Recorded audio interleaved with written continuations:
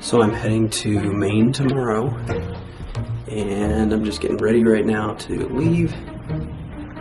So I should probably learn to pack a little bit earlier. So just checking to see if the laundry is done.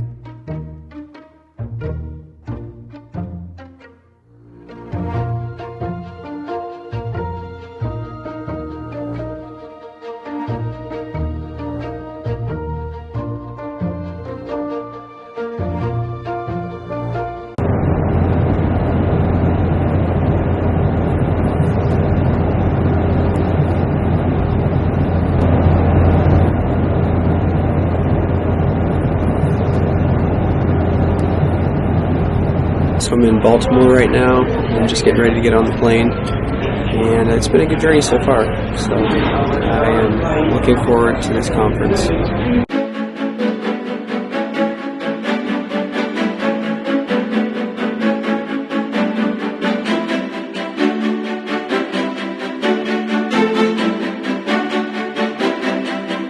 So I'm here now in Maine, and I've been here for about a day. And I've been working hard doing some different things. We were able to get approval for a revival meeting that I'm planning on doing in Garden City, Kansas. And so there's a lot of different moving parts that need to be in place for that to work. And so I'm excited about that. I'll tell you a little bit about that a little bit later on. So I'm out here at Damariscotta Lake. Damariscotta? The D. How do you say that? Okay. Damariscotta Lake. Okay, cool. No life jackets? Oh, no. So I got my life jacket here. Let me just see if I can get it on here. It's not quite working, but yeah, I think I'll use it.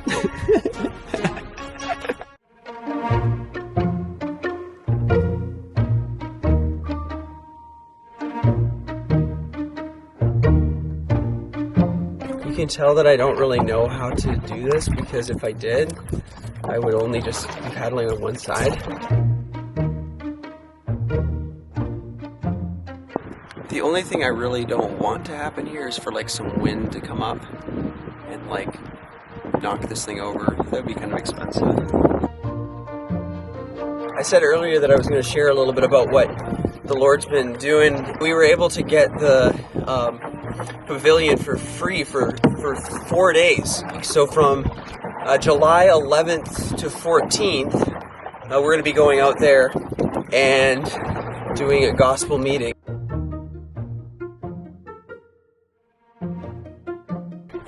I enjoyed that. It was pretty. So I'm at Damariscotta Mills fish ladder, that's what it's called? So you want to just explain really quick like what's going on here, how this works? Well, the fish basically are climbing up the ladder up here, trying to get to Damariscotta Lake to spawn. Okay. And then they just kind of, they'll go through this pipe here and they'll like drop down and the lobstermen will take them. And so basically what happens is the fish will come from down there. They'll be collected down here in this right here. They're so slippery. Woo, there we go. They get tipped into this. Right there is the control for this whole thing. They'll go up that conveyor right there, and then the fishermen pick them up further down where we just were. So this right here is what's called a fish ladder, and it was put in, I guess, in the 1700s. And what the fish actually do, you can see them kind of moving up there, is they'll climb up because they smell the fresh water and they're trying to spawn, I guess, up top here. So there's like little pools here where the fish can rest as they're making their way up this labyrinth of pools or whatever you want to call it.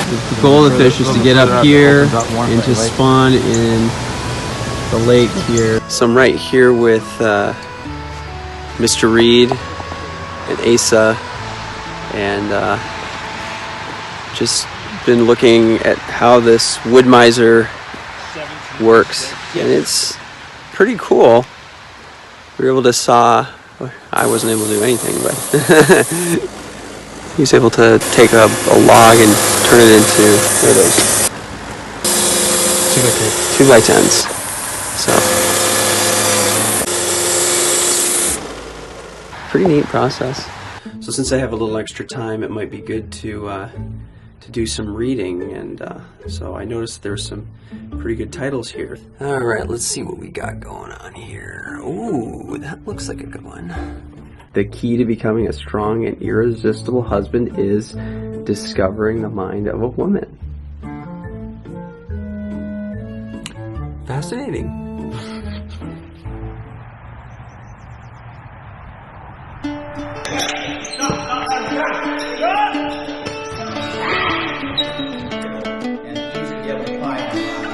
But in Romans chapter 12, verse 1, it says... So we're here at Calvary Baptist Church, and we're just doing a youth night right now. We just had some pizza, had a challenge, and now we're going to play real live Clue, followed by some Stratego. I think it's going to be pretty awesome. You guys got it figured out yet? You got it figured out yet?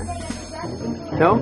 Yes? Trying to find a weapon. So basically how this game works is you have several different people who are walking around. It's like Clue, but it's just like in real life. So I'm Professor Plum, and there's different weapons. So right here we have a weapon. You have like the killer. You have the place, and you have the weapon. If you bring the right combination, you win the game. So there's several different combinations that it could be. You guys look like you're ready to go. We need water. Yes, you do need water. Who do you think it is? Do you have any idea? I have no idea yet. No idea? All right, let's see. Is this the right combination? What do we got? Plum in the study of dimensions. Woo! Here we go. We have winner! As you can see, incredibly talented. We had 11 boxes of pizza, and now we only have 2. So I'd say that's success here. How many have ever played Stratego? Strategizing. He's ready. He's ready. Whoa. What number are you? We're number 2, but she doesn't have a number. Well, she can be 2 because you guys are you're 1. Thank you, Will. You're welcome. So behind me, there's a real life Stratego game going on. So basically, it's like Stratego, but just people are running around. It's actually super fun. I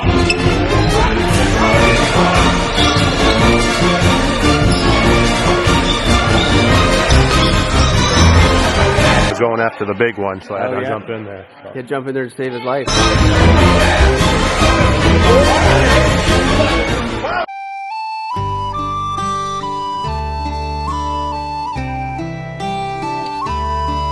So we're here at Pemaquid Lighthouse. And we're going to check it out here. So I'm excited. I've never seen a real live lighthouse. So we're coming up to the lighthouse here. You can kind of see it in the background there. There it is, the lighthouse. So we're going to go in there and check it out.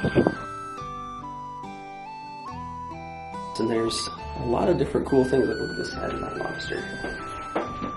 That right there is one massive lobster. So that right there is an old style lobster trap. Or is that a normal? No, they're more It's older. this now.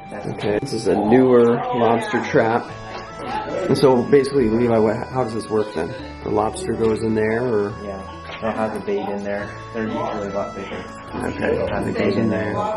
So these are lobster buoys that basically identifies a person's traps, like where they put the traps. And every lobsterman has their... Every lobsterman has their own color code. How they put the bands onto the lobster's claws. Okay, oh, that's cool. I think normally they'd have it like up here.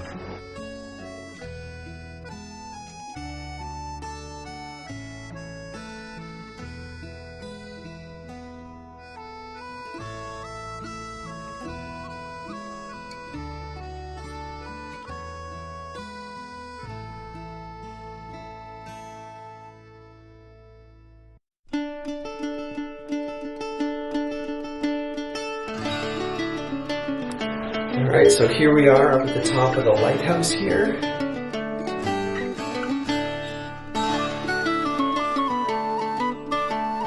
signal for the lighthouse goes through this cord, up through here, and then up into the LED right there. What a cool thing. What would you say, Levi? What do you think? It's very pretty up here. It is very pretty up here.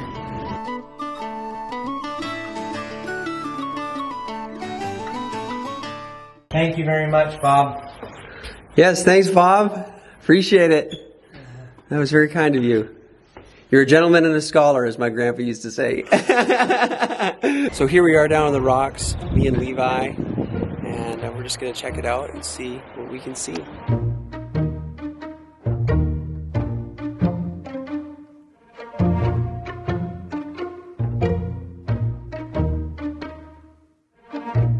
So back there you can see the lighthouse a little bit. Very pretty. We're trying to get a big wave to come up and like kind of splash us a little bit, but so far not successful.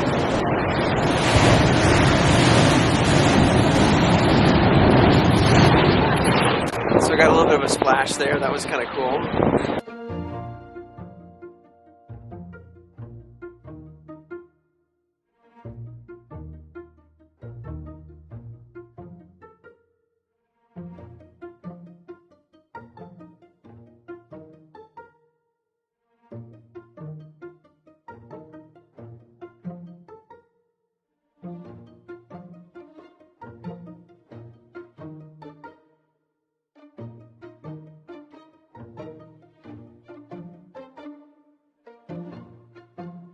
So fun fact, this right here was where we were earlier this week. And that's like back probably in the 1950s or something like that. Cool.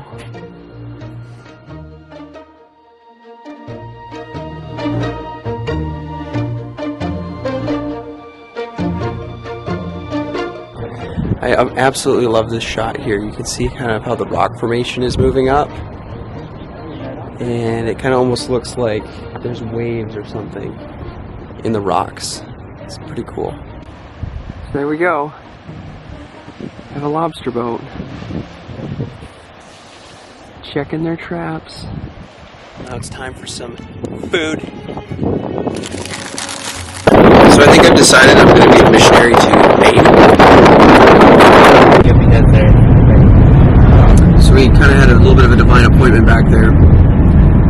Levi gave the guy $6 for $6 admission. The guy gave us back $4, and we didn't realize it until we had driven away. When we drove out, Levi mentioned that he had given us back too much change, and so that was a really good opportunity for us to give him a tract and just share how God had changed our lives. So it was pretty cool divine appointment.